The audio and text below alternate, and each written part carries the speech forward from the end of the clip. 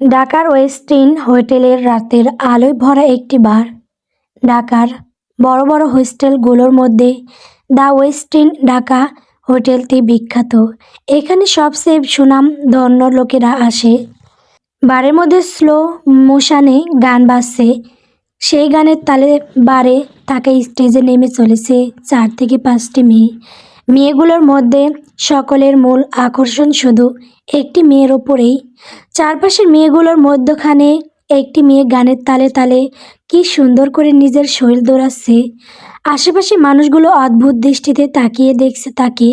মেয়েটির মুখ ছোট কাপড় ঢাকা, শুধু চোখ স্পষ্ট, তবে মেয়েটির চোখ দেখে যে কেউ নিমেষে ঘায়েল হবে। কি সুন্দর টানা টানা হরিণ চোখগুলো, গায়ের গড়ন পাতলা। সকলের মনে একই প্রশ্ন, এই মেয়েকে তো আগে কখনোই বাড়ির মধ্যে দেখেনি। যারা যারা বাড়ির মধ্যে ডান্স করতে আসে সাধারণত অভাবের আর তার নাই আসে, নয়তো এই লাইনে সহজে কেউ আসতে চায় না। সকলে যখন নিজেদের মধ্যে গসিপ করতে আর নাচ দেখতে ব্যস্ত, ঠিক তখনই গেট দিয়ে কালো পোশাক পরা কতগুলো বডিগার্ডের মতো লোক ভেতরে প্রবেশ করলো। এতগুলো গার্ড দেখে বারে উপস্থিত মানুষজন কিছুটা হকচকিয়ে গেল। সকলের দৃষ্টি দরজার দিকে। কে এই ব্যক্তি যে এতগুলো গার্ড নিয়ে ঘুরছে? গার্ডগুলো ভেতরে ঢুকেই দরজার দুই পাশে সারি সারিভাবে দাঁড়িয়ে পড়ল, যেন কাউকে স্বাগতম জানানোর জন্য দাঁড়িয়ে রয়েছে। গার্ড পজিশন নিয়ে দাঁড়াতেই কালো একটা অবয়ব দরজার সামনে দাঁড়ালো। কেউ কেউ দাঁড়িয়ে পড়েছে সেই অবয়বটাকে এক ঝলক দেখার জন্য। মানুষটার ছায়া দেখতেই গার্ডগুলোর মাথা নিচু করে রইল। তখনই ভেতরে প্রবেশ করলো একটা লোক। বয়স ঠিক আন্দাজ করা গেল না। পরনের সব কিছুই কালো, কালো পোশাক, কালো শু, কালো সানগ্লাস। এক হাতে কালো ব্যান্ডের ওয়াজ, আরেক হাতে কালো ব্রেসলেট। মুখে অদ্ভুত শীতল গম্ভীরতা। লোকটার পাশাপাশি আরও দুটো ছেলে হাঁটছে। লোকটা ভেতরে ঢুকেই চারপাশে ঠান্ডা দৃষ্টিতে পরখ করে নিল। সেই দৃষ্টিতে কী ছিল জানা নেই, তবে এই দৃষ্টি একজনের গাম ছোটানোর জন্য যথেষ্ট ভয়ঙ্কর। সেই চাউনি। লোকটা ইশারা করতেই গার্ড গিয়ে মিউজিক বন্ধ করে দিল। মিউজিক বন্ধ হতেই সকলের উদ্দেশ্যে উঁচু কণ্ঠে বলল, hello everyone, it's me Rick Anthony, nice to meet you. রিক অ্যান্টনির নাম শুনে সকলে যেন স্তব্ধ হয়ে গেল। এই মানুষটাকে সকলের সামনাসামনি না দেখলেও তার নাম ও কাজ সম্পর্কে সকলের ধারণা আছে। অন্ধকারের রাজা উনি, যার মনের ভেতর কোনো দয়ামায়া আবেগ ভালোবাসা এসবের ছিটে ফোঁটাও নেই। রিক অ্যান্টনির নিজস্ব একটা কোম্পানি আছে যার নাম অ্যান্টনি গ্রুপ অফ কোম্পানি। এই কোম্পানিটি সারা বিশ্বের মধ্যে টপে আছে। এছাড়াও তাকে চেনার আরেকটা কারণ হলো সে কানাডার top mafia group cobra crew এর লিডার। সেই হিসেবে সকলে তাকে কোবরা কিং নামে চেনে। রিক অ্যান্টনির বর্ণনা দিতে গেলে লম্বায় 6 ফুট তো হবেই, পেশিবহুল, সুগঠিত দেহের অধিকারী। মাথায় চুলগুলো ঘন কালো, সামনের চুলগুলো সোজা করলে চোখ বরাবর আসবে, আর পেছনের চুলগুলো ঘাড় পর্যন্ত। ছেলে মানুষ যদিও অত ফর্সা হয় না, কিন্তু রিকের গায়ের রং সাদা ফর্সা। বড় বড় হাত, মনে হবে একটা থাবা মারলেই খেলো খতম। তবে তার সবচেয়ে ইউনিক ও আশ্চর্যের বিষয় হলো তার চোখ। রিকের চোখের মনির রং সকলের থেকে আলাদা। চোখের মনির রং কিছুটা বাদামি ও গোল্ডেন কালারের সংমিশ্রণ। এই ধরনের চোখকে বলা হয় অ্যাম্বার আইস, যা সচরাচর দেখা যায় না। ওই চোখের দৃষ্টি শীতল, তীক্ষ্ণ, কিন্তু ভয়ঙ্কর। মুখে লেগে থাকে অদ্ভুত গম্ভীরতা। কখনোই কেউ হাসতে দেখেছে কিনা তাতে সন্দেহ আছে, তবে সেই একমাত্র তার সামনে হাসে যার মৃত্যু ঘনিয়ে এসেছে। ভয়ঙ্কর সেই হাসি, চওড়া চোয়াল, তীক্ষ্ণ। রিকের সাথে সবসময় দুজনকে দেখা যায়। একজন হলো সামির, যার জ্ঞান সবকিছু হলো রিক অ্যান্টনি। রিকের জন্য সে যান দিতেও প্রস্তুত। আরেকজন হলো নিশান। নিশানও রিকের কাছের লোক। তবে সামির হলো রিক অ্যান্টনির ছায়া। রিক গিয়ে নির্ধারিত সোফায় পায়ের উপর পা তুলে বসলো। চারপাশে বডিগার্ড ঘিরে রেখেছি। তার এক পাশে সামির আর অন্য পাশে নিশান দাঁড়িয়ে আছে। বারের মধ্যে থাকা লোকগুলো আর চোখে দেখছে। সরাসরি দেখার মত সাহস এখনো কারো হয়নি। রিক মাথা নিচু করে ফোনের মধ্যে কিছু একটা করছে। আশেপাশে তার কোনো ধ্যান নেই। তখনই যে সেখানে উপস্থিত হলো কয়েকজন মধ্যবয়স্ক লোক। প্রত্যেকের হাতে সুটকেস। রিক বসতে ইশারা করতেই লোকগুলো ভয়ে ভয়ে নিজেদের জায়গায় বসলো। বসুন বসুন, যা ডিল করার তাড়াতাড়ি করুন। এই রিক অ্যান্টনির এত সময় নেই যে এখানে বসে পেশাল করবে। Do it fast. Yes sir. এই যে সকল ডকুমেন্ট একবার চেক করে নিন। রিক লোকটার এগিয়ে দেওয়া ফাইলগুলোর দিকে চোখ তুলেও তাকালো না, বরং সোজা হয়ে বসে সেই পরিচিত গম্ভীর কণ্ঠে বলল, সামির। জি ভাই। সামির তৎক্ষণাৎ উত্তর করলো। হয়তো বুঝতে পারল রিকের ইশারা। এতদিন থেকে মানুষটার সাথে আছে, পা থেকে মাথা পর্যন্ত চেনা তার। সামির এগিয়ে গিয়ে ফাইলগুলো হাতে নিয়ে সবগুলো পেপার ভালো করে চেক করলো। এরপর একটু হেলে রিকের কানের কাছে মুখ নিয়ে বলল, সব কিছু ঠিকঠাক আছে ভাই। রিক কোনো উত্তর করলো না। সামির ফাইলটা এগিয়ে দিতেই রিক সেটাতে সাইন করে ফাইলটা আবার সামনের লোকগুলোর দিকে এগিয়ে দিল। এতক্ষণ পর মিউজিক অন হতেই রিক মাথা তুলে সামনে তাকাতেই থমকে যায়। সামনে স্টেজে গানের তালে তালে নাচছে একটা মেয়ে। মেয়েটার পরনে সাদা লং গাউন। গায়ের রঙের সাথে জামার রঙটা যেন মিলে গেছে। মুখটা ছোট মাস্কের মতো কাপড়ে ঢাকা, শুধু চোখ দুটো দৃশ্যমান। রিক ওই চোখের দিকে তাকিয়ে যেন হারিয়ে গেছে। ওই চোখের মধ্যে কিছু তো একটা আছে যেটা রিককে খুব টানছে। হালকা ব্রাউন কালারের ঢেউ খেলানো চুলগুলো কোমর ছড়িয়েছে। রিক তার মাফিয়া জীবনে বহুত মেয়ে দেখেছে, কিন্তু কখনোই তো এরকম ফিলিংস হয়নি।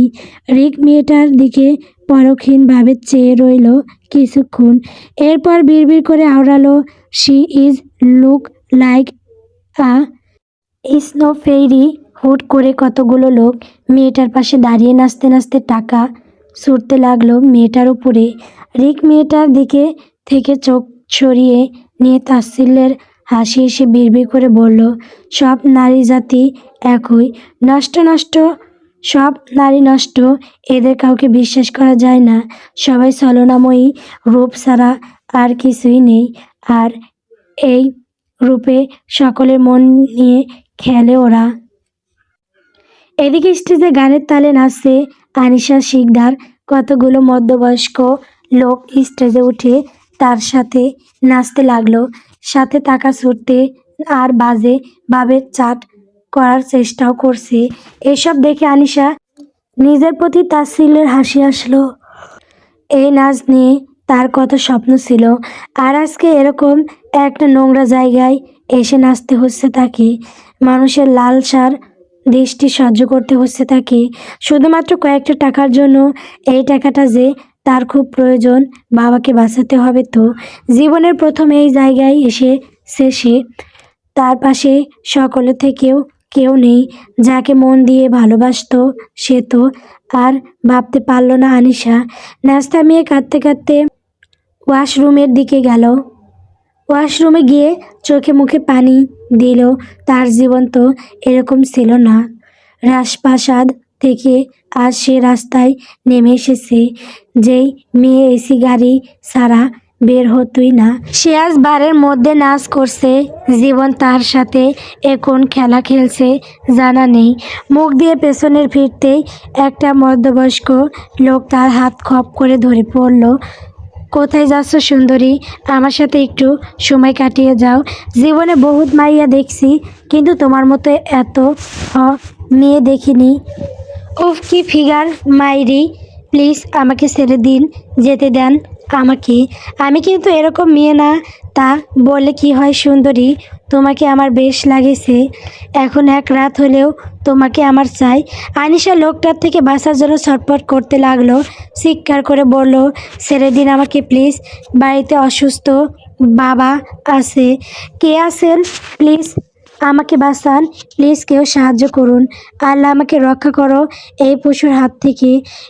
এদিকে ওয়াশরুম হাওয়ায় লোকজন নেই বললেই চলে। জোরে মিউজিক বাজার কারণে আনিশার চিৎকার কেউ শুনতেও পাচ্ছে না।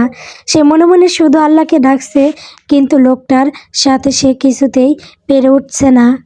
লোকটা যেই না আনিশার জামায় হাত দিবে, তখনই পিছন থেকে কেউ একজন লোকটার গলা বরাবর, যার ফলে লোকটা নিচে পড়ে ছটফট করতে লাগলো। গলায় ফিকনি দিয়ে রক্ত বের হচ্ছে। আনিশা তো রক্ত দেখে ভয় পেয়ে কিছুটা পিছিয়ে গেল। মুখ দিয়ে কোনো কথা বের হচ্ছে না তার। জীবনের প্রথম নিজের চোখের সামনে অত রক্ত দেখলো। অপরদিকে চালানোর ব্যক্তি মানে রিক মেঝেতে লুটিয়ে পড়া লোকটার দিকে শান্ত দৃষ্টিতে তাকিয়ে আছে। সে ওয়াশরুমে আসছিল, তখনই হুট করে কারো চিৎকার শুনতে পায়। এসে দেখে বারের সেই মেয়েটার সাথে একটা লোক বাজে কাজ করার চেষ্টা করছে। যদি এসব ব্যাপারে কখনোই রিকের কিছুই যায় আসে না, কিন্তু আজ হঠাৎ কী হলো কে জানে, মনে হলো মেয়েটাকে বাঁচানো উচিত। আর তো রিকের নেশা বললেই চলে, তাই সুযোগ বুঝে চালিয়েছে। তখনই ওয়াশরুমে হন্তদন্ত হয়ে সামির ঢুকলো। ঢুকেই দেখতে পেল রিকের হাতে রক্ত মাখা, আর মেঝেতে একটা লাশ পড়ে আছে। সামির অস্থির হয়ে রিকের কাছে গিয়ে বলল, ভাই আপনি ঠিক আছেন? লোকটাকে মারলেন কেন? লোকটা কি করেছে ভাই? এটা একটা নর্দমার কীট সামির, ওর বেঁচে থাকার কোনো অধিকার নেই, তাই মেরে দিয়েছি। আর এই রিক অ্যান্টনি কাউকে কোনো কৈফিয়ত দেয় না সামির, মারার ইচ্ছা হয়েছে তাই মেরে দিয়েছি। এখন বেশি কথা না বলে এটাকে সামনে থেকে সরাও, না হলে তোমাকেও ওর সাথে এই জীবন ত্যাগ করিয়ে দেব। রিকের কথায় সামির আঁতকে উঠল, বুকের হাত দিয়ে জোরে শ্বাস নিয়ে আমতা আমতা করে বলল, এক্ষুনি সরাসি ভাই। এটা বলেই সামির গার্ডের দিকে ইশারা করলো এগুলোকে সরানোর জন্য। রিক এতক্ষণ লাশের দিকে তাকিয়ে থাকলেও কিছু একটা মনে পড়তেই পিছনে ঘুরে কিছু একটা খুঁজলো, কিন্তু গোটা রুমে খুঁজেও মেয়েটাকে পেল না। যা বাবা, মেয়েটা কি হাওয়া হয়ে গেল নাকি? রিক বিরক্ত হয়ে হাত দিয়ে গাড়ি মালিশ করতে করতে বিড়বিড় করে বলল, ডিসগাস্টিং গার্ল। সামির রিকের পাশে দাঁড়িয়েছিল। রিকের বিড়বিড় করে বলা কথাটা স্পষ্ট শুনতে না পেয়ে পুনরায় জিজ্ঞাসা করলো, কিছু বললেই ভাই? আসলে স্পষ্ট শুনতে পাইনি। সামিরের কথার রিক বেশ বিরক্ত হলো। দাঁত পিষে বেরিয়ে যেতে যেতে বলল, আমার কথায় আড়ি পাতা বন্ধ করো সামির, নইলে তোমার কান আর কানের জায়গায় থাকবে না। Mind it. রিকের কথায় তৎক্ষণাৎ সামির দুহাতে নিজের দুই কান চেপে ধরে রিকের পিছনে পিছনে যেতে যেতে আমতা আমতা করে বলল, সরি ভাই। রিক বরাবরের মতোই কোনো উত্তর না দিয়ে গট পায়ে এগিয়ে যেতে লাগলো। আর সামির পিছন পিছন যেতে যেতে কাঁদো কাঁদো ফেস করে মনে মনে বিড়বিড় করে বলতে লাগলো, আমি ভুল কি বললাম সেটাই তো বুঝলাম না। কথা শুনতে পাইনি তাই আবার জিজ্ঞেস করলাম, না শুনতে পেলে তো আবার ঝাড়ি দিবি। পুনরায় জিজ্ঞাসা করলাম বলে আমার কান কেটে দিতে হবে? কান না থাকলে আমি আমার ভবিষ্যৎ বইয়ের মুখে আই লাভ ইউ শুনবো কিভাবে? অবশ্য ওনার মতো বস থাকলে এই জন্মে আর আমার বিয়ে করা হবে না। খাদাস বেড়া একটা। রাস্তায় আপন মনে হারছে আনিশা। এখন রাত প্রায় 1টার কাছাকাছি। আশেপাশে কোনো লোকজন নেই বললেই চলে। সাহস করে হেঁটে আসলেও বুক দূর দূর কাঁপছে তার। রাস্তায় একটা গাড়িও নেই, কিন্তু কিছু করার নেই, তাকে তাড়াতাড়ি বাসায় ফিরতে হবে। অনেক রাত হয়েছে, ওর বাবা হয়তো অনেক চিন্তা করছে। এইসব ভাবতে ভাবতে আনমনে হাঁটতে থাকে আনিশা। কিছু দূর এগিয়ে যেতেই দেখতে পায় সামনে বেশ কয়েকটা ছেলে বাইকের ওপর সে হেলান দিয়ে আড্ডা দিচ্ছে। হাতে কিসের যেন বোতল ধরা, হয়তো নেশা করছে। ছেলেগুলোকে দেখে আনিশা ঘাবড়ে গেল। এই ফাঁকা রাস্তায় তার সাথে যদি কিছু একটা করে বসে তখন সে কি করবে। তবুও মনে সাহস নিয়ে হাঁটতে লাগলো। ছেলেগুলোকে যখনই ক্রস করবে তখনই একটা ছেলে ওকে দেখে গেয়ে উঠল, চুমকি চলেছে একা পথে, সঙ্গী হলে দোষ কি তাতে। বলে ছেলেগুলো গিয়ে আনিশাকে ঘিরে ধরলো। হুট করে ছেলেগুলো ওকে ঘিরে ধরায় আনিশা ভয়ে কিছুটা পিছিয়ে গেল, কিন্তু তাদেরকে সেটা বুঝতে না দিয়ে রাগী গলায় বলল, পথ ছাড়ুন আমার। আনিশার কথার ছেলেগুলো হয়তো বেশ মজা পেল। ওরা ফের জোরে হেসে আনিশার গালে চাট করে গেয়ে উঠল, রাগ করো না সুন্দরী গো, রাগলে তোমায় লাগে আরো ভালো। আনিশা বুঝে গেল ছেলেগুলো ওকে সহজে ছাড়বে না, তাই তাকে কিছু একটা করে এখান থেকে পালাতে হবে। নিজেকে সেফ রাখতে হবে তার বাবার জন্য, যেই বাবা সেই কাজ। ছেলেগুলো যখন ওকে নিয়ে হাসি ঠাট্টা করতে ব্যস্ত তখনই আনিশা সুযোগ বুঝে পালার জন্য দৌড়াতে চাইলো, কিন্তু ভাগ্য তার সহায় হলো না। ছেলেগুলোর মধ্যে থেকে একজন খোপ করে ওর হাতটা ধরে বলল, ওহো ওহো, কোথায় যাচ্ছে সুন্দরী, এত তাড়াতাড়ি কেন পালানো? আমাদের সাথে একটু বসে যাও, একটু গল্প করি, প্লিজ আমাকে ছেড়ে দিন, আমি বাড়ি যাব। ও আচ্ছা, বাড়ি যাবে, বেশ চলো তোমাকে বাসায় দিয়ে আসি। ওদের কথায় আনিশা ভয় পেয়ে কেঁদে ফেললো, প্রয়োজনে নেই, আমি একাই যেতে পারবো, হাত ছাড়ুন আমার প্লিজ। তা বললে কি হয় সুন্দরী, তোমাকে তো একা একা ছাড়বো না, বাড়ি পরে যেও, আগে আমাদের সাথে চলো। ওদের কথায় আনিশা চমকে উঠে হাত ছাড়ানোর চেষ্টা করে বলল, না না, আমি কোথাও যাব না, ছাড়ুন আমাকে, বাসে যেতে দিন। এ বলেই আনিশা ছেলেটার কাছ থেকে ছোটার জন্য ছটফট করতে লাগলো। এতে ছেলেটা বিরক্ত হয়ে বলল, শালির তেজ খুব, এই তোরা সকলে মিলে ধরতো। ওই ছেলেটার কথা মতো আরো কয়েকজন ছেলে মিলে আনিশার দু হাত চেপে ধরলো। এতজন ছেলের সাথে আনিশা কিছুতেই পেরে উঠছে না। ফাঁকা রাস্তায় গলা ফাটিয়ে চিৎকার করলেও কোনো লাভ হচ্ছে না। ছেলেগুলো এবার আনিশার মুখ চেপে ধরলো যাতে চিৎকার করতে না পারে। ওরা আনিশাকে যেই না নিয়ে যাবে তখনই পিছন থেকে একটা গম্ভীর কণ্ঠে ভেসে আসলো, এই মেয়ে, তুমি কি যেখানেই যাও সেখানেই ঝামেলা বাঁধাও নাকি? কারো কণ্ঠ শুনতে পেয়ে ছেলেগুলো পিছনে ঘুরে তাকালো। ওরা দেখলো একটা লোক দাঁড়িয়ে আছে, হাতে তার অদ্ভুত একটা চাকু ধরা। ওরা বুঝলো না এটা কীরকম অস্ত্র। লোকটার চোখগুলো কেমন ভয়ঙ্কর, তবে পাশে এতগুলো গার্ড সাথে বন্দুক দেখে ছেলেগুলো ভয় পেয়ে তৎক্ষণাৎ আনিশাকে ছেড়ে দৌড়ে পালালো। এতক্ষণ যেন আনিশার দম বন্ধ হয়ে আসছিল। ছেলেগুলো ওকে ছেড়ে দিতে সে পিছন ফিরে তাকালো। পিছনে তাকিয়েই লোকটাকে দেখে আনিশা ভয়ে দু কদম পিছিয়ে গেল। ভয়ে তার হাত পা কাঁপতে লাগলো। এটা তো বারের করা সেই লোকটা, এই লোকটা এখানে এসেছে কেন? লোকটা কি তাকে ফলো করছে? কিন্তু সে তো তার কোনো ক্ষতি করেনি। আনিশাকে এভাবে তাকিয়ে থাকতে দেখে রিক বেশ বিরক্ত হলো। বিরক্ত মেশানো কণ্ঠে বলল, এই যে মিস ঝামেলা, আপনি যেখানেই যান সেখানেই কি ঝামেলা বাঁধিয়ে রাখেন? রিকের কথায় আনিশা চমকে উঠল, আমতা আমতা করে বলল, আমি আসলে ওই আর কি। ওরা shut up you disgusting girl. রিকের জোরে ধমক দেওয়ার আনিশা আত্মা বেরিয়ে আসার উপক্রম। অদ্ভুত লোক তো, কথায় কথায় শুধু ধমক দেয়, ভালোভাবে বলেও তো পারে। আনিশাকে চুপ থাকতে দেখে রিক পুনরায় বলে উঠল, এই মেয়ে গাইতে উঠো। রিকের কথা শুনে সামির যেন মহাকাশ থেকে ঠাস করে ভূপৃষ্ঠে পড়ল। মনে হচ্ছে কানের কাছে বাজ পড়ার শব্দ হচ্ছে। পুরো দুনিয়ে বন বন বন বন বন করে করছে দুমদাতানা দুমতানা। মানে যেই রিক অ্যান্টনি মেয়ে নামক শব্দটাই প্রচুর ঘৃণা করে। মেয়ে মানুষের সাথে কথা বলতে তার নাকি রুচিতে বাধে। আজকে সে রিক অ্যান্টনি সামান্য একটা মেয়েকে বলছে তার গাইতে উঠতে। এমন কথা এই জীবনে শুনতে হবে সেটা সামির ঘুমিয়েও কখনো ভাবেনি। আজকে তার সাথে কী সব অদ্ভুত ঘটনা ঘটছে। আল্লাহ! এদিকে লোকটা আনিশাকে গাড়িতে উঠতে বলছে দেখে আনিশা ভয়ে দু কদম পিছিয়ে গেল। দেখে ফেলেছে বলে তাকে কি নিয়ে গিয়ে মেরে ফেলবে নাকি? এই ভয়ে আনিশা তৎক্ষণাৎ বলে উঠল, না না, আমি গাড়িতে উঠবো না, আমাকে মারবেন না প্লিজ। আপনি যে তখন বারের মধ্যে করেছেন সেটা আমি পুলিশকে বলবো না, প্রমিস করছি, আমাকে যেতে দিন প্লিজ। মেয়েটার কথা শুনে স্বামীর মার্বেলের মতো গোল গোল চোখ করে নিশানের দিকে তাকালো। নিশানও অবাক হয়ে স্বামীর দিকেই তাকিয়েছিল।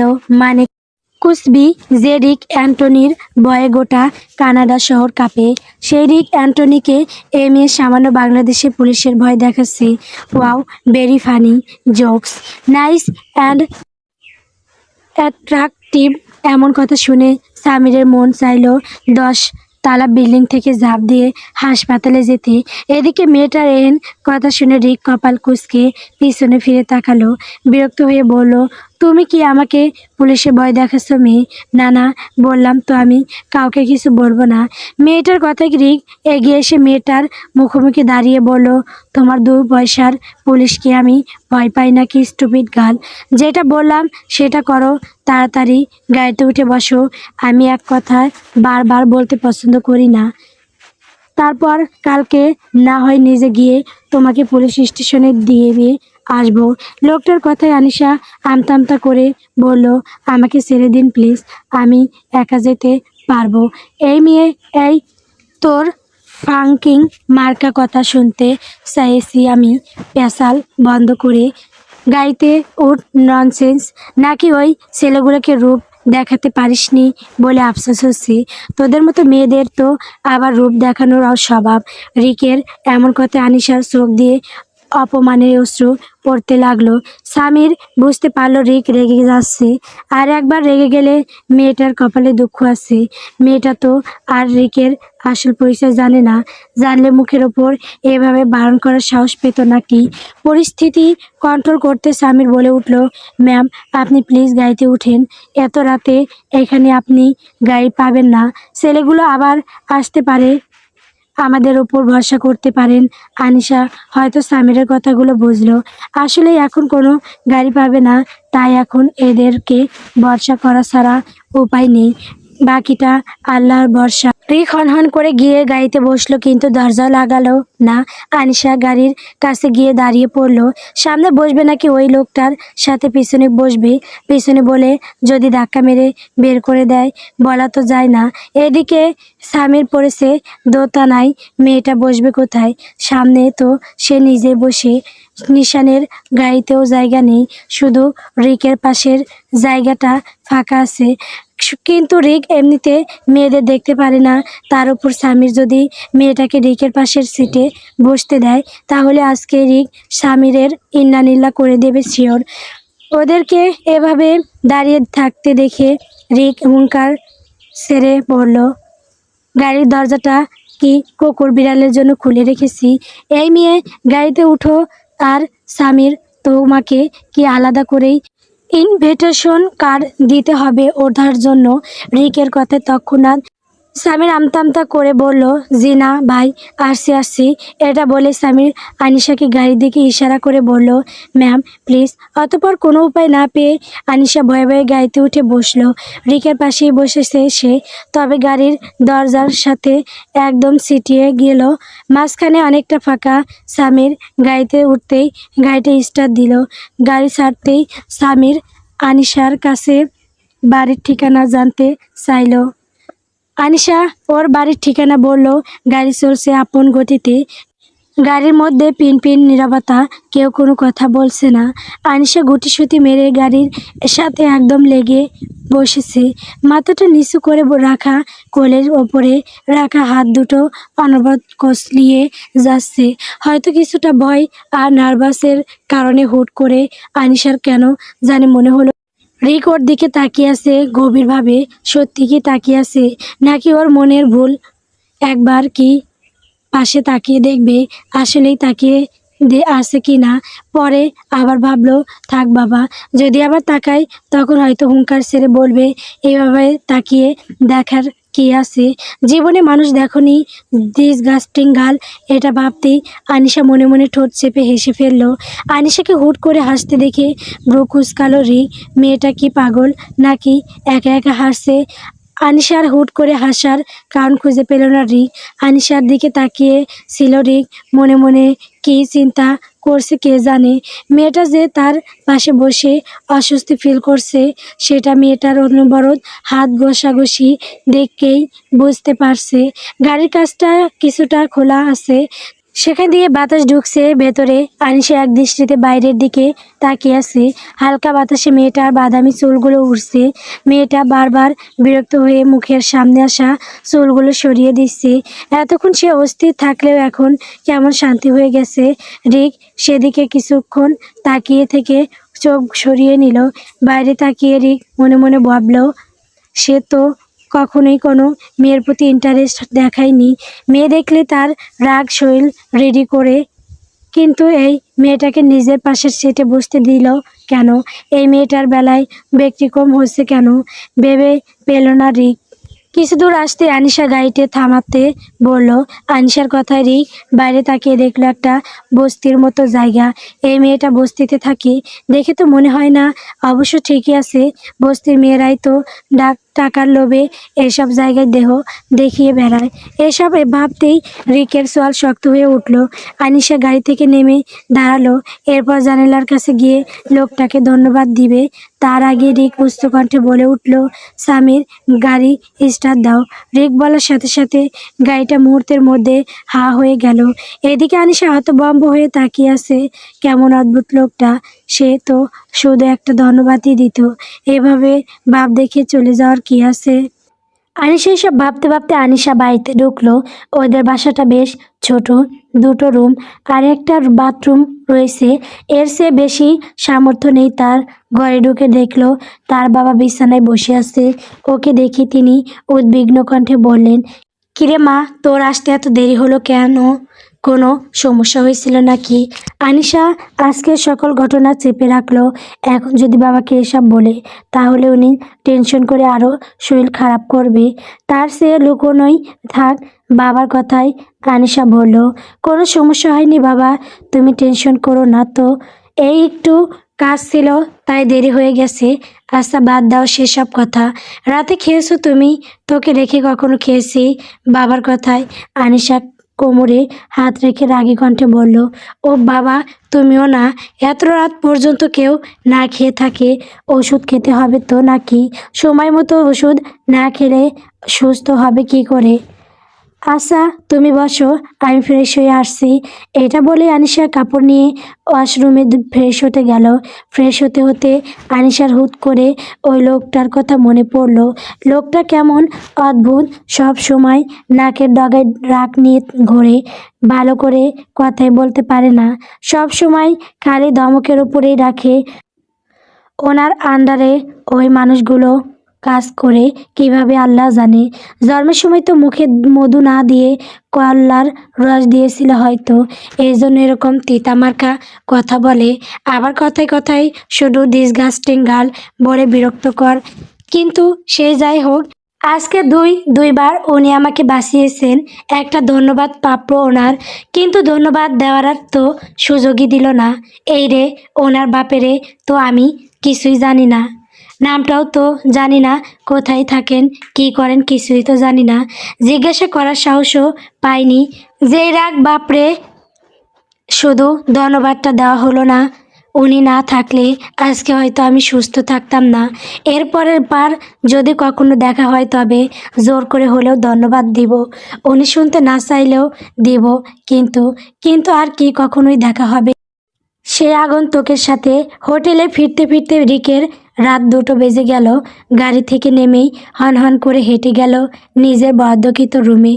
রিকের রুমটা বেশ বড় সাইজের। রুমের মাঝখানে বড় সাইজের একটা বেড, বেডের দুপাশে দুটো বেড সাইড টেবিল, রুমের এক পাশে বড় একটা আলমারি, অপর পাশে সোফা, ড্রেসিং টেবিল, সাথে বড় একটা বেলকনি। রিক বাংলাদেশে এসেছে 1 মাসের জন্য। এখানকার সকল কাজ 1 মাসের মধ্যে শেষ করে আবার কানাডা ব্যাক করবে। সে এখানে আসতে চায়নি, কিন্তু কোন দল নাকি তার সাথে লাগতে চাইছে, তার সাথে টেক্কা দিতে চাইছে, ঝামেলা করছে তার লোকদের সাথে। তাই কানাডার যাবতীয় কাজ স্থগিত রেখে রিক বেডিতে এসেছে। সেও দেখতে চায় কোন ব্রেডি বিচের এত বড় বুকের পাটা যে রিক অ্যান্টনির সাথে লাগতে এসেছে। জানের ভয় নেই নাকি?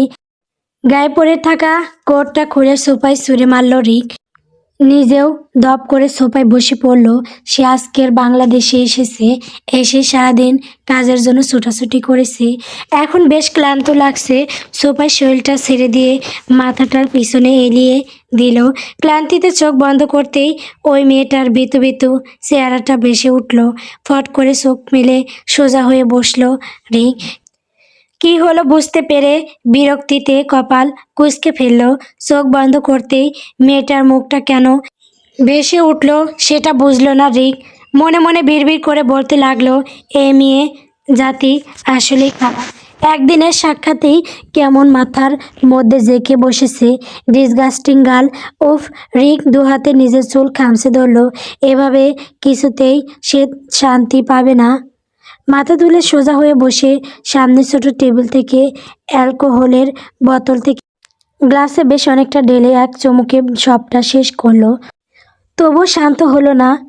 তাই বোতলটা হাতে নিয়ে বোতলে চুমুক দিয়েই সবটা শেষ করলো। বেশ নেশা চড়ে গেছে। সোফা ছেড়ে সোজা হয়ে দাঁড়ালো রিক। নেশার চোটে শরীরটা টলমল করছে। কোনো রকম বিছানার কাছে গিয়েই দপ করে বিছানায় শরীরটা এলিয়ে দিল। মুহূর্তেই চোখে ঘুম জেঁকে বসলো। চোখ বন্ধ করেই মুখ দিয়ে অস্ফুট কিছু শব্দ শোনা গেল। I head all the girl. কিন্তু ওই ওই মেয়েটা। এরপর আর কোনো শব্দ শোনা গেল না। ঘুমের দেশে তলিয়ে গেল রিক। খুব সকালেই ঘুম ভাঙল আনিশার। এটা তার রোজকার ব্যাপার। ঘুম থেকে উঠেই ফ্রেশ হলো। এরপর গেল রান্নাঘরে। প্রথমে সকালের নাস্তা বানাবে, তারপর দুপুর আর রাতের জন্য রান্না করে বের হবে। সারাদিনে তেমন সুযোগ হয় না বাসায় আসার। ওর বাবা এখনো ঘুম থেকে ওঠেনি। ঘুমের ওষুধ খাচ্ছে তো সহজে ঘুম ভাঙে না। সকালের নাস্তায় রুটি আর ভাজি করো। এরপর ভাত আর তরকারি রান্না করলো। দুপুর আর রাতের জন্য রান্না করতে করতে আনিশা ভাবছে যে মেয়েটা রান্নাঘরের আশেপাশেও যায়নি কখনো, সেই মেয়েটা আজ হাত পুড়িয়ে রান্না করছে। ভাগ্যিস শখের বসে রান্নাটা শিখেছিল, না হলে কী যে হতো। রান্নার মাঝেই ওর বাবা ডেকে বলল, আনিশা মা। হ্যাঁ বাবা আসছি। আনিশা চুলা বন্ধ করে ঘরে গেল। ওর বাবা বিছানায় বসে আছে। আনিশা হাসি মুখে বলল, উঠে পড়েছো বাবা? হ্যাঁ রে মা, মাত্রই উঠলাম।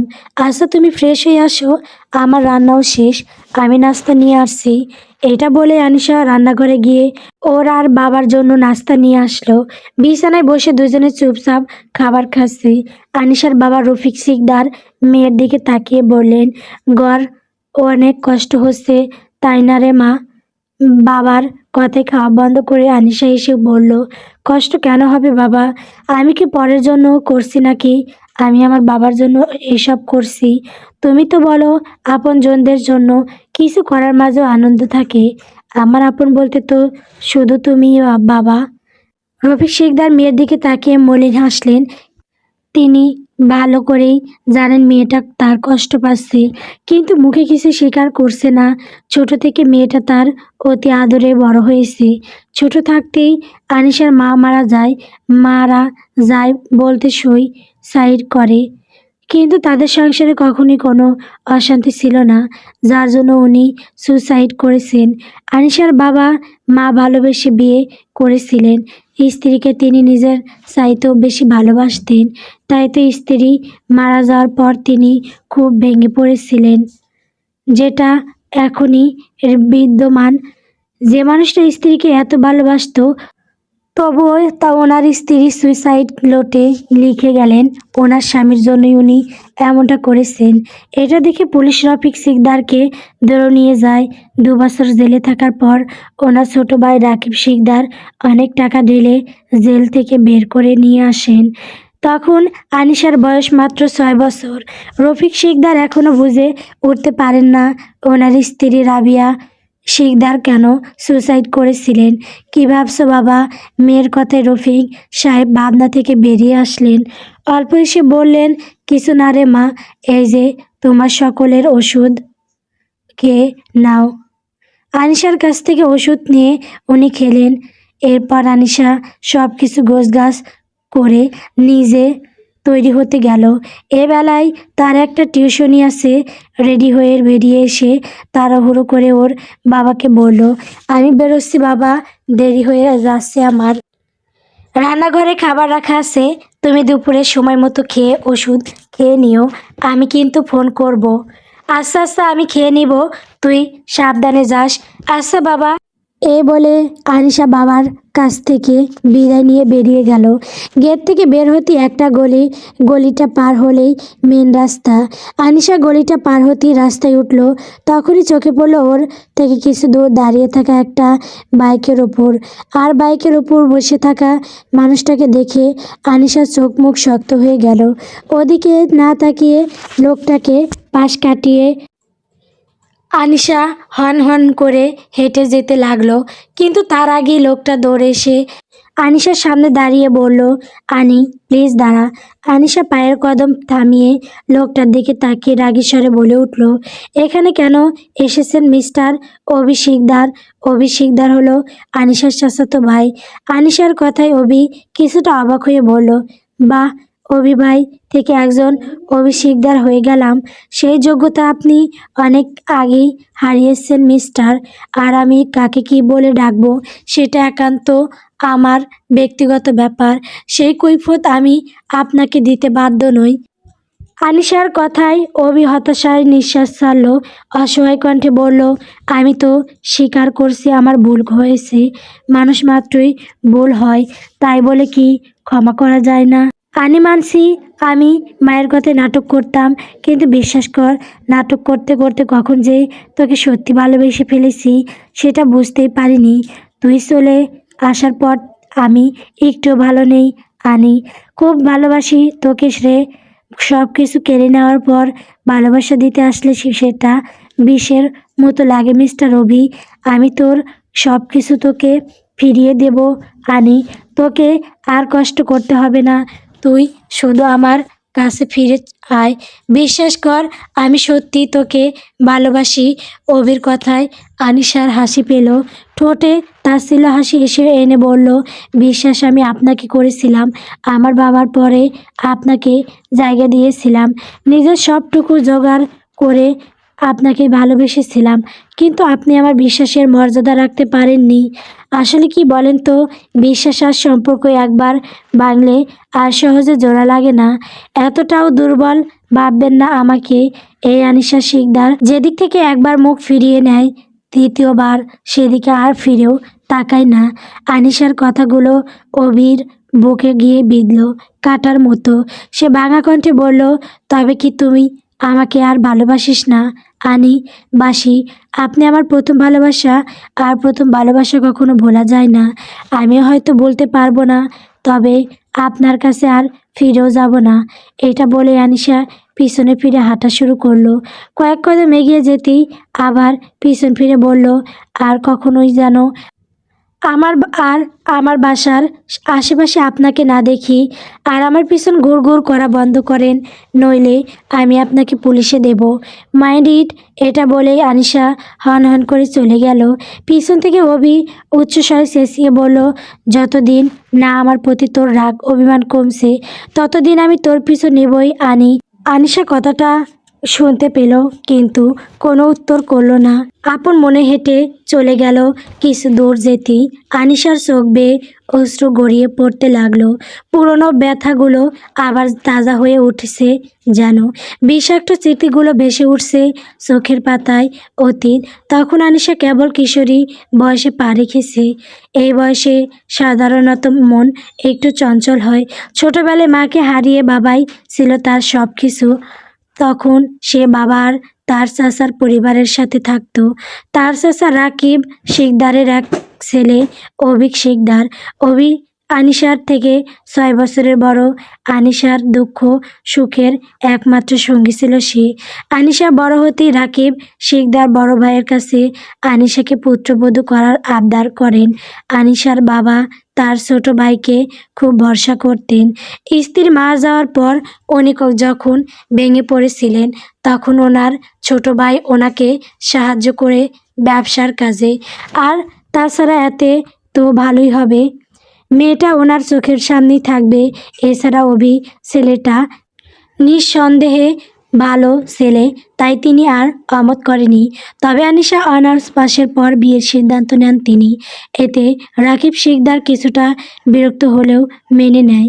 বিয়ের কথা জানার পর থেকে আনিশার মনে অভির জন্য অন্যরকম অনুভূতি জমা হতে থাকে। এছাড়া অভির সৌন্দর্য আকর্ষণ করার মতোই, গায়ের রং শ্যামলা হলেও আকর্ষণীয় চেহারা, যে কেউ প্রেমে পড়তে বাধ্য। আনিশার মনের অনুভূতিগুলোকে অভিও প্রশ্রয় দিতে শুরু করে। এরপর আনিশা পুরোপুরিভাবে অভিতে আসক্ত হয়ে যায়। যেহেতু পরিবার মেনে নিয়েছে তাই কোনো দোটানা ও ছিল না। অভির কথাবার্তা, ভালোবাসা, কেয়ার সব কিছু আনিশাকে আকর্ষিত করত। এভাবেই অনেকগুলো সময় কেটে যায়।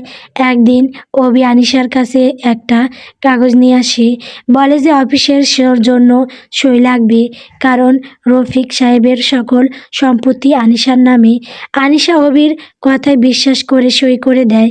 এই সই তার জীবনে কাল হয়ে দাঁড়াবে এটা সে জানতো না।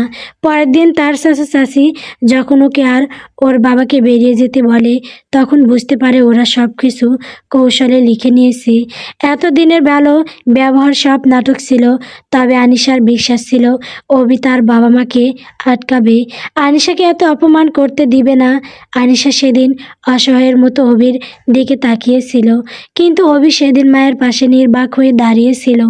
আনিশাকে এভাবে তাকাতে দেখে ওর চাচি বলে অভি এতদিন ওনার কথাই আনিশার সাথে নাটক করেছে যাতে সম্পত্তি লিখে নিতে পারে। এইসব কথা শুনে আনিশা কয়েক মুহূর্ত পাথর হয়ে দাঁড়িয়েছিল। সলসল চোখে তাকালো অভির দিকে। একটা মানুষ এতটা নিখুঁত অভিনয় কী করে করতে পারে? এতদিনে ওদের সম্পর্ক, ভালোবাসা সব মিথ্যে, কোনো মূল্য নেই। এইসব ভাবতেই আনিশার বুকটা হাহাকার করে উঠল। তবে মানুষটা যে চোখে চোখ রেখে বলতো ভালোবাসে, আনিশা আর ওর বাবাকে ওর চাচি বের করে দিচ্ছিল, তখন আনিশা পেছন ফিরে তাকিয়েছিল অভির দিকে। কিন্তু অভি এক পলক আনিশার দিকে তাকিয়ে নিজের ঘরে চলে গেছিল, ফিরেও তাকায়নি আনিশার দিকে। অতীতের এইসব কথা ভাবতেই বুকটা বিষিয়ে উঠল আনিশার। মনের মধ্যে শুধু একটি প্রশ্ন উকি দেয়, তোমার আনিকে কেন ভালোবাসলে না অভি ভাই? কিন্তু কখনোই প্রশ্ন করে উঠতে পারেনি। এইসব ভাবতেই আনিশা চোখ মুছে নিজেকে শক্ত করলো। না, অতীত নিয়ে আর ভাববে না, ভুলে যাবে সব কিছু। এখন তার অনেক দায়িত্ব, এসব ভেবে নিজের সময় নষ্ট করে লাভ নেই। আনিশা নিজের হাত ঘড়ির দিকে তাকালো। অলরেডি টিউশনের টাইম পার হয়ে গেছে, এখন তাড়াতাড়ি পৌঁছাতে হবে। আনিশা তাড়াতাড়ি করে রাস্তা পার হতে চাইলো, কিন্তু ঠিকমতো না দেখায় হুট করে একটা গাড়ির সামনে পড়লো। ফলে গাড়ির ধাক্কা খেয়ে নিচে পড়ে ব্যথায় কোকিয়ে উঠল। গাড়ির ধাক্কায় আনিশা নিচে পড়ে চোখ মুখ ব্যথায় কুঁচকে ফেলল, হাতে বেশ লাগেছে। চোখ মেলে সামনে তাকাতেই একটা কালো গাড়ি দেখতে পেল। আনিশার কাছে গাড়িটা চেনা চেনা লাগছে, কিন্তু কোথায় দেখেছে সেটা মনে করতে পারছে না। ওর ভাবনার মাঝেই গাড়ি থেকে হন্তদন্ত হয়ে বেরিয়ে আসলো সামির। আনিশার কাছে গিয়ে চিন্তিত কণ্ঠে জিজ্ঞাসা করলো, ম্যাম আপনি ঠিক আছেন? আনিশা তখনও নিচে বসেছিল। সামিরের কথায় ধীরে কণ্ঠে বলল, জি আমি ঠিক আছি। ওদের কথায় মাঝেই রিক গাড়ি থেকে বেরিয়ে আসলো। মেয়েটার দিকে কপাল কুঁচকে তীক্ষ্ণ দৃষ্টিতে তাকিয়ে আছে। সামির এক হাত বাড়িয়ে আনিশাকে বলল, আপনি প্লিজ উঠে আসুন। আনিশা কিছুক্ষণ ভাবলো হাতটা ধরবে কিনা, পরে ভাবলো ধরাই যায়, মানুষগুলো তো ভালোই সাহায্য করতে চাইছে। আনিশা সামিরের বাড়িয়ে দেওয়া হয় ধরে উঠে দাঁড়ালো। আনিশা সামিরের হাত ধরেছে দেখে রিকেল চল শক্ত হয়ে উঠল। ইচ্ছে করছে সামিরকে তুলে আছাড় মারতে। ও কেন মেয়েটার হাত ধরবে? পরে নিজের ভাবনার ওপরেই নিজেই বিরক্ত হলো রিক। কী সব ভাবছে সে? যে যার ইচ্ছা হাত ধরুক, তাতে ওর কি? কিন্তু তবু রাগ লাগছে। ও নিজেই উঠতে পারবে সামির, নিজে যেহেতু পড়েছে তাই নিজেই উঠুক, তোমার এত দরদ দেখাতে হবে না। রিকের গম্ভীর কণ্ঠে শুনে সামির তৎক্ষণাৎ আনিশার হাত ছেড়ে দিল। আনিশা নিচে পড়ে থাকা ব্যাগটা তুলে ঝাড়তে লাগলো। ঠিক তখনই রিক কৌতূহলী কণ্ঠে বলল, তুমি কি যেখানেই যাও সেখানেই ঝামেলায় পড়ো নাকি? আনিশা মাথা নিচু করে বলল, আসলে দেরি হয়ে যাচ্ছিল তাই তাড়াতাড়ি করে দেখার সুযোগ পাইনি। দুঃখিত। রিক দুহাত পকেটে গুজে আনিশার মুখোমুখি দাঁড়ালো, গম্ভীর গলায় বলল, ব্যাপারটা হলো মেয়ে মানুষ মানেই ঝামেলা, সবসময় ঝামেলা বাঁধাতে ওস্তাদ। Disgusting girl. আনিশা ভুল করেছে বলে এতক্ষণ ভদ্র হয়ে কথা বলছিল। সরিও তো বলল, কিন্তু এই লোক তো ভালো কথা ডিজার্ভ করে না, কথায় কথায় শুধু ঝাড়ি মারতে পারে। আনিশা বাজ খাই গলায় বলল, আপনি সেই প্রথম দিন থেকে আমাকে ঝাড়ি দিয়ে আইছেন অকারণে। বুঝলাম না আপনার সাথে আমার কিসের শত্রুতা? কোনো পাকা দানে মই দিয়েছি আমি আপনার? আর তখন থেকে মেয়ে জাতিকে খারাপ বলছেন। আপনার ছেলে জাতি বুঝি খুব ভালো, এক নম্বরের চিটার আর বাটপার হয়ে ছেলেরা। ডিসগাস্টিং বয়স। আনিশার কথা শুনে নিশান আর সামির সোয়াল ঝুলে পড়েছে। রিকের সামনে আজ পর্যন্ত কেউ চোখ তুলে কথা বলেছে কিনা সন্দেহ আছে। সেখানে এই মেয়ে কোমরে হাত দিয়ে আঙুল দিয়ে শাসিয়ে চোখে চোখ রেখে কথা বলছে। ব্যাপারটা চিন্তার না। নিশান সামিরের দিকে চেপে গিয়ে ফিসফিস করে বলল, সামির রে, আজকে এই মেয়ের কপালে দুঃখ আছে। সামির ঘরের মধ্যে থেকে উত্তর দিল, হ্যাঁ মানে মেয়েটার সাহস আছে বলতে হবে। নিশান সামিরের মাথায় গাঁটটা মেরে বলল, সাহস থাক আর না থাক সেটা বড় কথা না, বড় কথা হলো স্যারকে এখন এখান থেকে নিয়ে যেতে হবে, না হলে ঝামেলা হবে। বাই। নিশানের কথায় সামির তৎক্ষণাৎ বলে উঠল, আরে দাঁড়া আর একটু দেখি। সামিরের দিকে নিশান ছোট ছোট চোখ করে তাকাতেই সামির আমতা আমতা করে বলল, ইয়ে মানে আসলে ভাইয়ের সামনে তো এভাবে কেউ কথা বলেনি, তবে আজ এই মেয়েটা বলল, দেখি না ভাই কি রিয়াকশন দেয়। এটা শুনে নিশানও কৌতূহল হয়ে ওদের দেখতে লাগলো। অপরদিকে রিত হতভম্ব হয়ে মেয়েটার দিকে তাকিয়ে আছে। এইটুকুন একটা মেয়ে, সে নাকি রিক অ্যান্টনির চোখে চোখ রেখে কথা বলছে। মুহূর্তেই সল শক্ত হয়ে এলো রিকের। দাঁতে দাঁত পিষে বলল, শাট আপ স্টুপিড। রিকের ধমকে আনিশা চমকে উঠল, তবে সেটা প্রকাশ করলো না, উল্টো নিজেও জেদি কণ্ঠে বলল, তখন থেকে স্টুপিড, শাট আপ, ডিসগাস্টিং বলা শুরু করেছেন। দেখাচ্ছেন নাকি আপনি ইংরেজি পারেন? ওই সব 2-4টা ইংলিশ আমিও পারি, বুঝেছেন?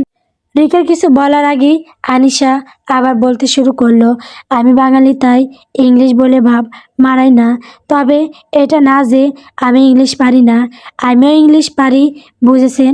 যেমন hi, hello, how are you, I am fine, thank you, welcome, bye, nice and attractive. এক নাগাড়ে কথাগুলো বলেই এমন ভাব নিল আনিশা যেন সে বিশ্ব জয় করে ফেলেছে।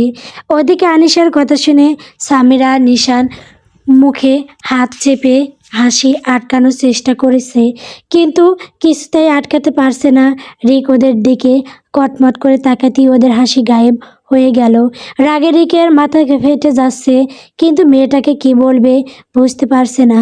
সাথে বেশ অবাক হচ্ছে মেয়েটার সাহস দেখে। ওর ভাবনার মাঝেই আনিশা বলল, দেখেছেন তো, আপনার সাথে পেশাল করতে গিয়ে আমার দেরি হয়ে গেল। এরপর থেকে মেয়েদের সাথে নরমভাবে কথা বলবেন মিস্টার নিরামিষ। আসি বলে আনিশা উল্টো পথে হাঁটা ধরল। কিছুটা এগিয়ে যেতে ফের পিছনে ফিরে রিকের উদ্দেশ্যে বলল, সেদিন সাহায্য করার জন্য ধন্যবাদ। এইটুকু বলেই আনিশা চলে গেল। রিক এখন মেয়েটার যাওয়ার পানে তাকিয়ে আছে। একটু আগেও মেয়েটা কোমর বেঁধে ঝগড়া করছিল, এখন আবার ধন্যবাদও দিল। মেয়েটা কেমন অদ্ভুত চরিত্রের। রিকের কাছে মেয়েটাকে রহস্যময় লাগে। মেয়েটার চোখে অদৃশ্য এক আগুন জ্বলজ্বল করেছে। ওই কথাটা বলার সময় সে মেয়েটার চোখে ছেলেদের জন্য ঘৃণা দেখেছে। কিন্তু কেন? রিকের ভাবনার মাঝেই স্বামী রিকের কাছে গিয়ে গলা পরিষ্কার করে বলল, দেরি হচ্ছে, আমাদের যেতে হবে ভাই। রিক ঘর থেকে বেরিয়ে এসে ছোট করে উত্তর দিল, চলো। স্বামীর গাড়ির কাছে গেল। রিক এগিয়ে যেতেই আবার পিছনে ঘুরে আনিশার যাওয়ার পানে তাকিয়ে বাঁকা হেসে বলল, রিক, অ্যান্টনির সাথে ঝগড়া করোর মেয়ে, মানতে হবে তেজ আছে তোমার। Good good, I like it. Anisha তার একটা স্টুডেন্টের বাসায় গেল। কলিং বেল চাপতেই স্টুডেন্টের মা দরজা খুলে বলল, তোমাকে আর পড়াতে আসতে হবে না, প্রতিদিন তুমি দেরি করে আসো। এভাবে তো চলতে পারে না, তাই না? আর এই নাও তোমার এই মাসের বেতন। ওনার কথায় আনিশা আকাশ থেকে পড়ল। মিনতি করে বলল, আমার আর দেরি হবে না আন্টি। সে তোমার দেরি হোক বা না হোক, আমি আমার মেয়ের জন্য নতুন টিচার রেখেছি। তুমি এবার এসো। এটা বলেই উনি মুখের ওপর দরজা লাগিয়ে দিল। আনিশার চোখ দিয়ে অশ্রু পড়তে লাগলো। এমনিতে টাকার অভাব, তার উপর একটা টিউশনি চলে গেল। এখন কিভাবে সবটা ম্যানেজ করবে? হুট করে আনিশার খুব অসহায় লাগছে। বুক পেটে কান্না আসছে। হাঁটার শক্তি পেল না। রাস্তার পাশে বসে পড়ল।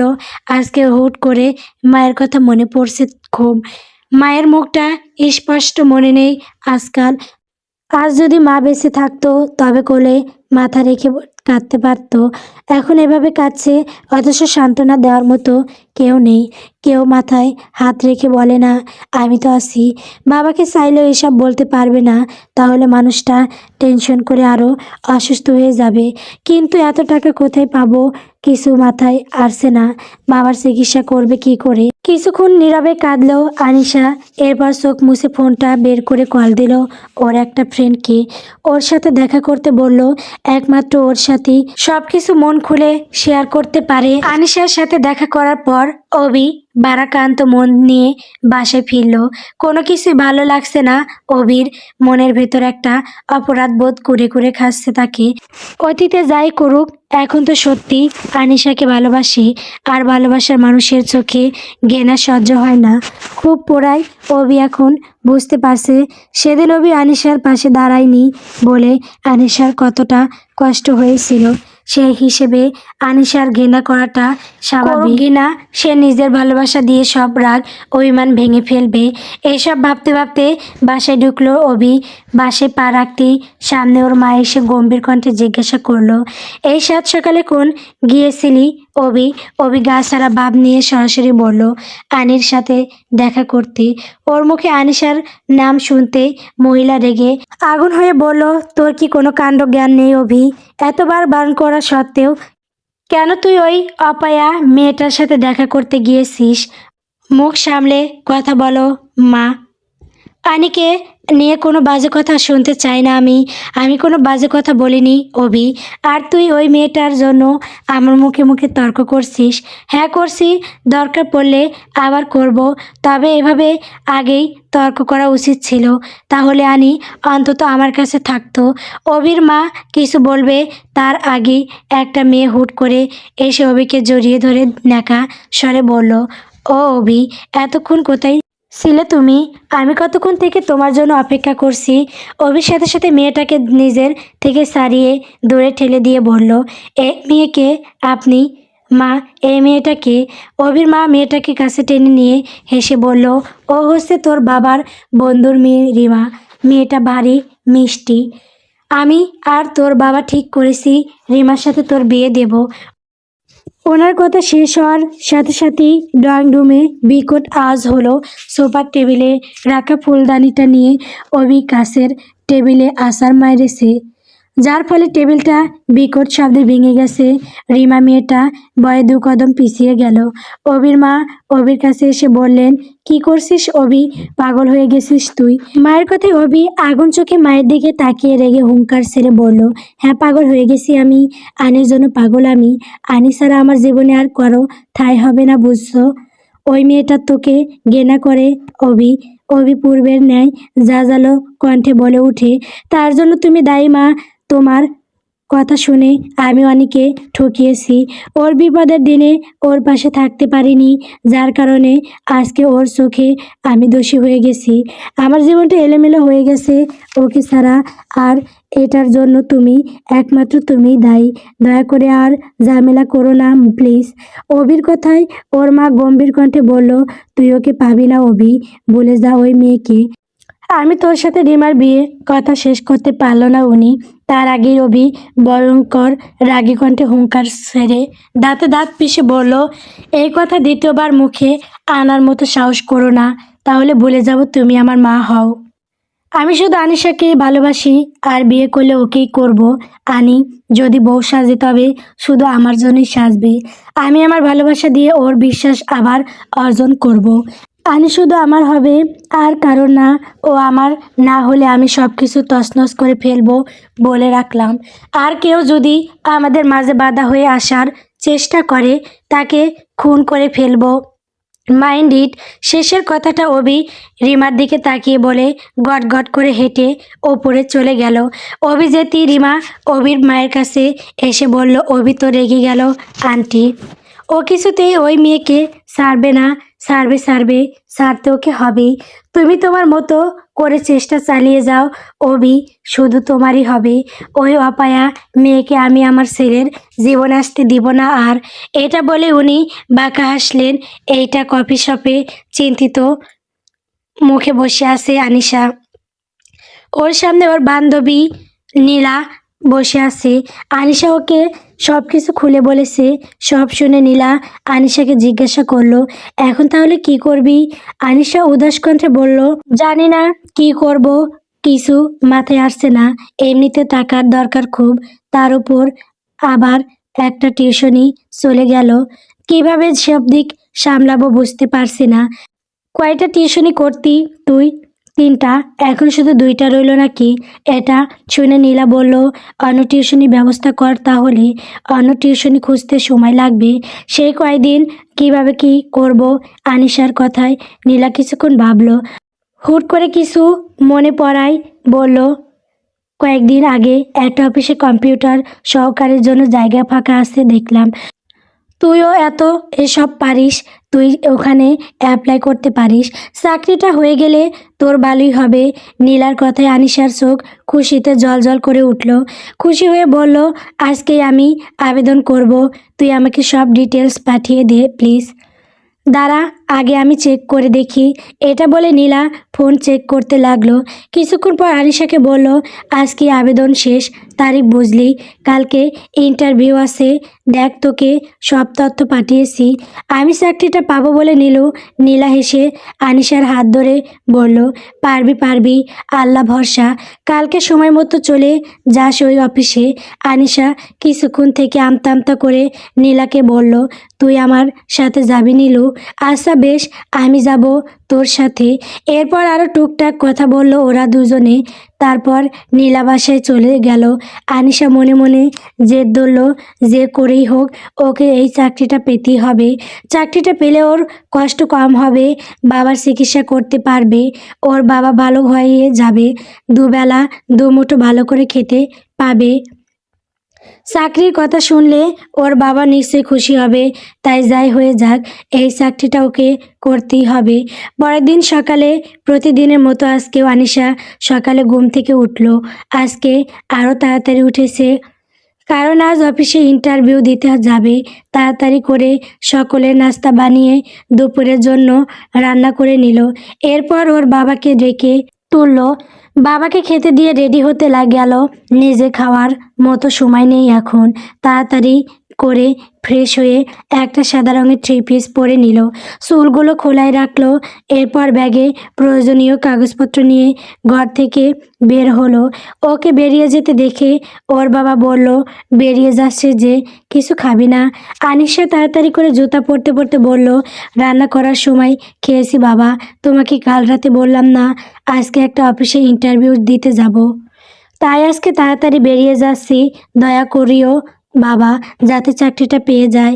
রফিক সাহেব মেয়ের মাথায় হাত বুলিয়ে দিয়ে বললেন, আমার দোয়া সবসময় তোর সাথে আছে মা। আল্লাহর কাছে প্রার্থনা করি তুই যেন সকল পরীক্ষায় সফল হতে পারিস। আনিসা মুচকে এসে বাবাকে জড়িয়ে ধরে বলল, তুমি কিন্তু মনে করে দুপুরে খেয়ে ওষুধ খেয়ে নেবে বাবা। আর আমি সাবধানে যাব আসছি বাবাকে বলে আনিসা বেরিয়ে পড়ল। রাস্তায় কিছুক্ষণ দাঁড়িয়ে থাকার পর একটা অটো পেল।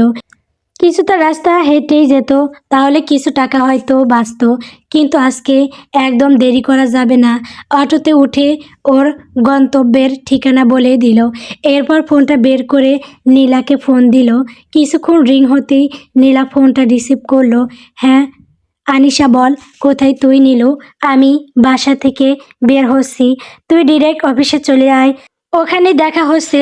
আচ্ছা, আমি অটোতে উঠে পড়েছি, রাখছি। এটা বলেই আনিশা ফোনটা কেটে দিল। সময় দেখলো এখন 8:30 বাজতে চললো। ইন্টারভিউ শুরু হবে 9টায়। বিছানায় খালি গায়ে ওপর হয়ে ঘুমে মুখ বোধ হয়ে আছে রিক। কাল রাতেও বেশ নেশা করেছে, যদিও এটা তার রোজকার ব্যাপার। হুট করে ফোনের বিকট শব্দে শখের ঘুমটা হালকা হয়ে আসলো। বিরক্তিতে চোখ মুখ কুঁচকে ফোনটা কেটে দিল। পুনরায় ঘুমানোর প্রস্তুতি নিতেই আবার ফোনটা বেজে উঠল। না, আর সহ্য হচ্ছে না, এর একটা বিহিত করতেই হবে। মনে মনে কয়েকটা অশ্রাব্য ভাষায় গালি দিল। ফোনটা হাতে নিয়ে দেখলো ফোনের স্ক্রিনে সামির নামটা জ্বলজ্বল করছে। সামিরের নামটা দেখে বিকের রাগ আরও তীর তীর করে বেড়ে গেল। দাঁতে দাঁত পিষে ফোনটা রিসিভ করলো। সামিরকে কিছু বলতে না দিয়ে রিং জাজালো কণ্ঠে বলল, কি সমস্যা তোর সামির? পাগলা কুত্তার দৌড়ানি খেয়েছিস নাকি বেয়াদব? এভাবে ফোন দিচ্ছিস কেন হুট করে? রিকের রাগ দেখে হতভম্ব হয়ে গেল সামির। পাশে বসে নিশান মুখ চেপে হাসছে। সামির রেগে গিয়ে এক পা বাড়িয়ে নিশানকে মারল এক লাথি, আর চোখের ইশারায় বোঝালো পরে দেখে নেবে। নিশান তখনও মুখ চেপে হাসি আটকানোর চেষ্টা করছে। সামির তো রিকের ভালোর জন্যই কল দিল, পরে কল দিতে দেরি করলেও তো জারি দিত। সে সবসময় জারি খায়। মাঝখান থেকে এই হতচ্ছাড়া নিশানটা বেসে যায়। দৌড় দৌড় ভাল লাগে না। রিকের কথায় সামির আমতা আমতা করে বলল, ইয়ে মানে ভাই, কুত্তা দৌড়ানি দেয়নি তো। আসলে আজকে সকাল 9টায় অফিসে আপনার গুরুত্বপূর্ণ একটা কাজ আছে, ভুলে গেছেন? সামিরের কথা শেষ হতেই রিক তড়িৎ গতিতে উঠে বসলো।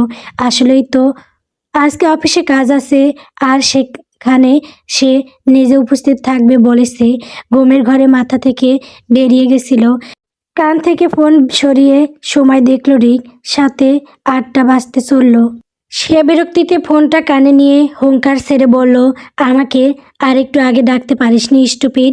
সামির এবার হতাশার নিঃশ্বাস ছাড়ল। রিকের সাথে চলে মুশকিল।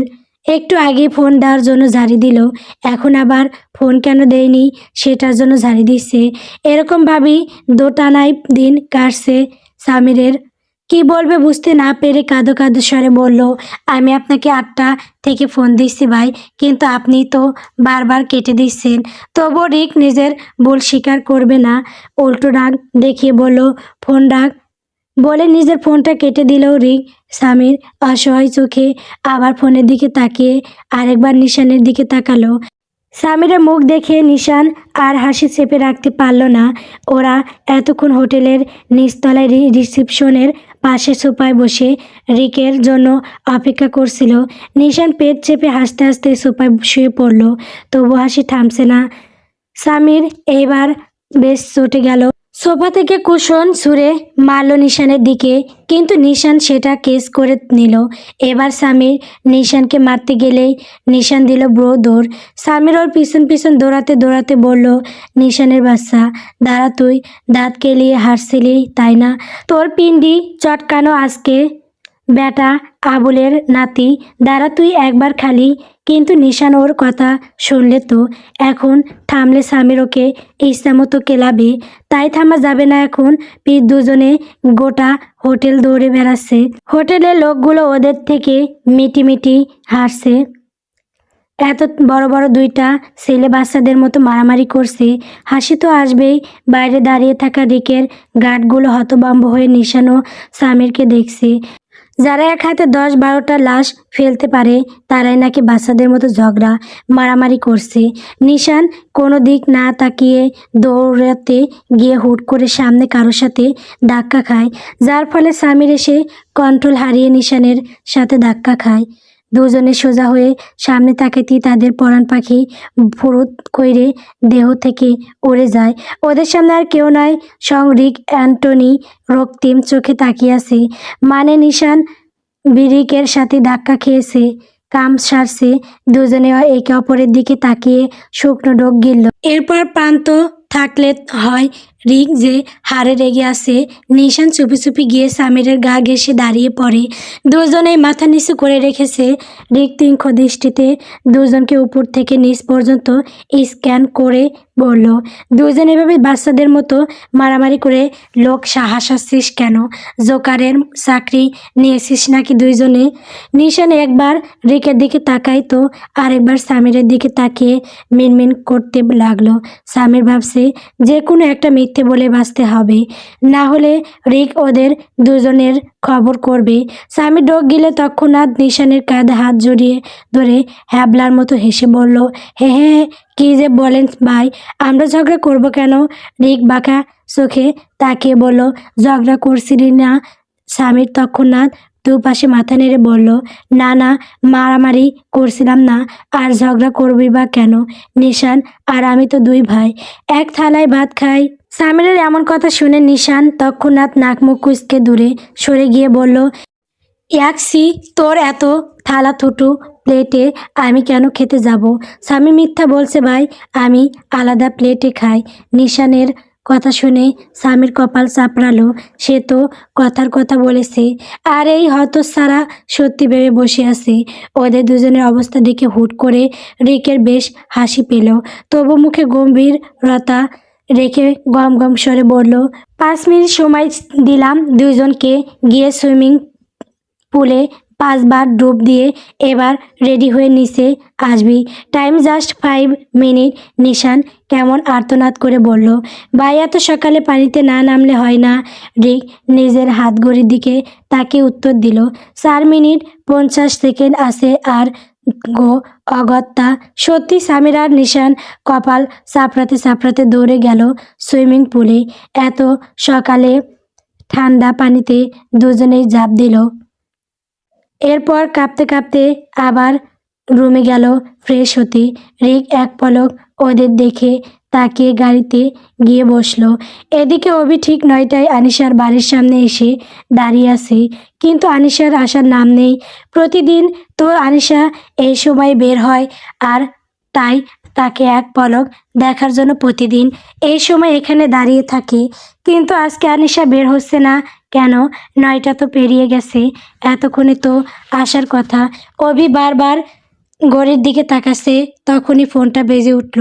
অভি পকেট থেকে ফোনটা বের করে দেখলো ওর মা ফোন দিয়েছে। বিরক্ত হয়ে অভি ফোনটা কেটে দিল। সে ভালো করেই জানে তার মা এখন কেন ফোন দিয়েছে, তাই এত প্রশ্নের সম্মুখীন হবে না বলে ফোনটা কেটে দিল। কিছুক্ষণের মধ্যে আবার ফোনটা বেজে উঠল। ওর মা ফোন দিয়েছে ভেবে ফোনটা কেটে দিতে যাবে, তখনই দেখলো ওর বাবা ফোন দিয়েছে।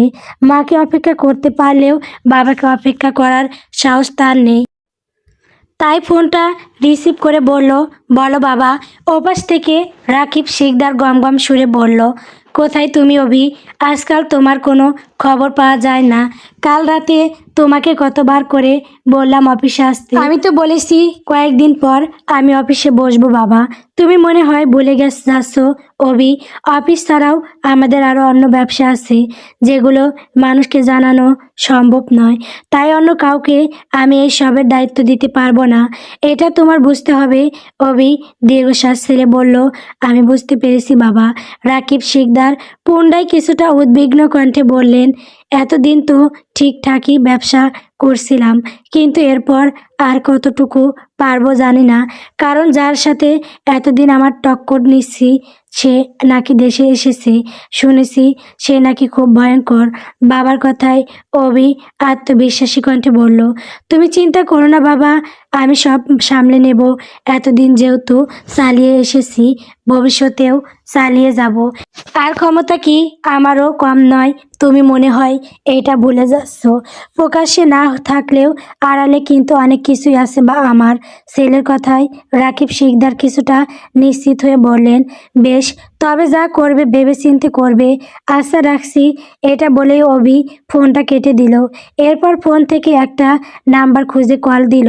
কলটা রিসিভ হতেই অভি গম গম স্বরে বলল, কাজ কেমন চলছে? যেভাবে চলছে সেভাবেই চালিয়ে যাও, টিমের লোক বাড়াতে হবে। এইটুকু দিয়ে হবে না, আমি আসছি একটু পরে, সকালে যেন উপস্থিত থাকে। বলেই ফোনটা কেটে দিল।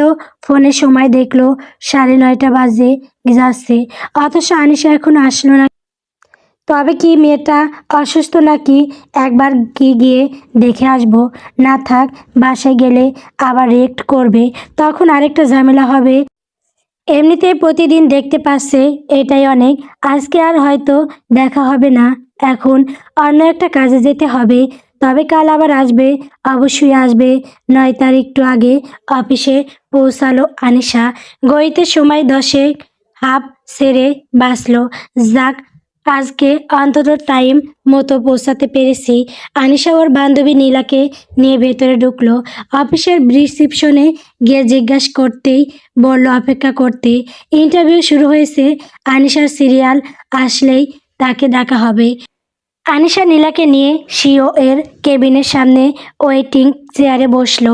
এখানে তার মতো আরও অনেক ছেলেমেয়ে এসেছে, সকলের স্বপ্ন এই চাকরিটা, কিন্তু সকলে তো আর পাবে না।